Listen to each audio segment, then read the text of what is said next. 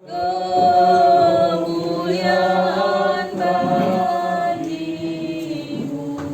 Saudara-saudara yang kekasih di dalam nama Tuhan Yesus Kristus, Shalom Aleichem Bishem Hamashiach.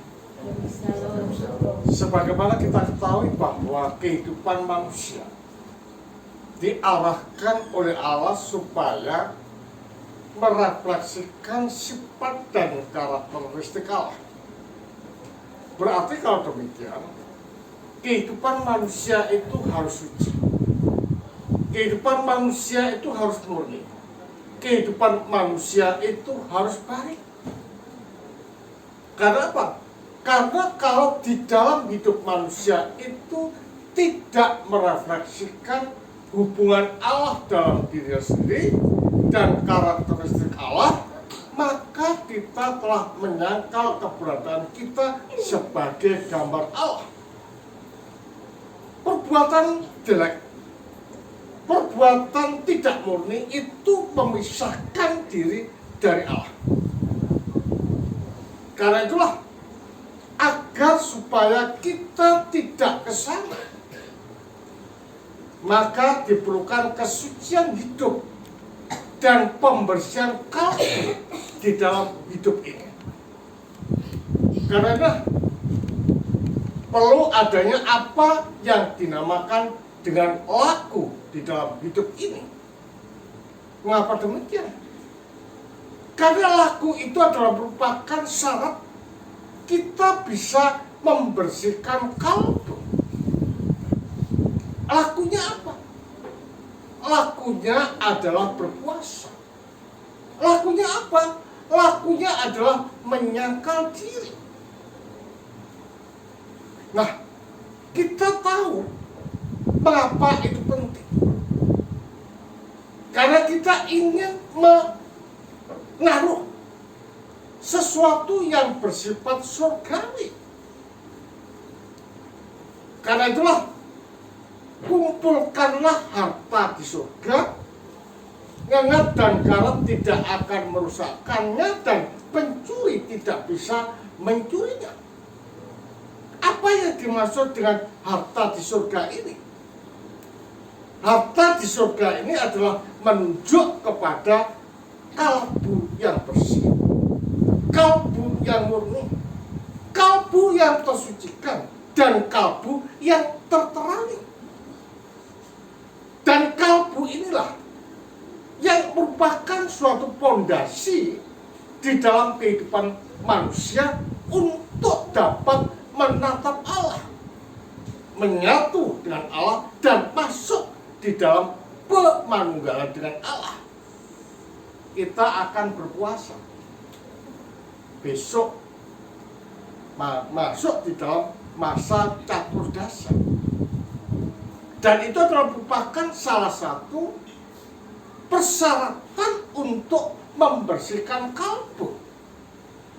Karena itulah kenapa kita ada pengakuan dosa sebelum liturgi. Ya, karena supaya kita di dalam menjalankan puasa ini betul-betul tidak ada ganjalan terhadap sesama, terhadap saudara kita, terhadap orang tua kita, dan terhadap semuanya. Sehingga dengan demikian puasa kita ini bisa murni dan berkenan di hadapan Allah. Pertama, yang kedua, dalam puasa itu kita dapat merasakan hidup padang gurun. Betapa sengsaranya orang tidak minum, betapa sengsaranya orang tidak makan, betapa sengsaranya orang yang betul-betul mengendalikan diri. Nah, dalam puasa ini sebenarnya kita diarahkan untuk masuk di dalam hidup padang gurun, mengalami kesulitan, mengalami penahanan diri, dan perlu adanya kerendahan hatian di dalam hidup kita, serta membagikan apa yang kita punya kepada saudara-saudara yang papa. Dan perbuatan-perbuatan ini adalah merupakan suatu bentuk bahwa kita sedang menjalankan posisi kita sebagai gambar dan rupa Allah. Adalah sesuatu yang aneh di dalam kehidupan kita. Jikalau kita tidak melakukan berbagi kepada orang lain, ya, makanya kita puasa. Dan di dalam puasa ini kita jangan menyalahkan si A, si B yang tidak puasa sepenuhnya. Karena apa? Allah itu melihat batin kita, melihat jantung kita, melihat kalbu kita. Karena itulah di dalam masa puasa Caturdasi, bersihkan kalbu kita, bersihkan pikiran kita, bersihkan kehendak kita, supaya kita hidup berkenan dan layak di hadapan Allah. Dan itulah posisi kita. Prinsipnya adalah di dalam masa puasa ini kita harus betul-betul hidup, menghidupi hidup Allah di dalam hidup kita, supaya kita layak, supaya kita berkenan, dan kita juga berbagi kepada orang lain yang hidup di dalam penderitaan.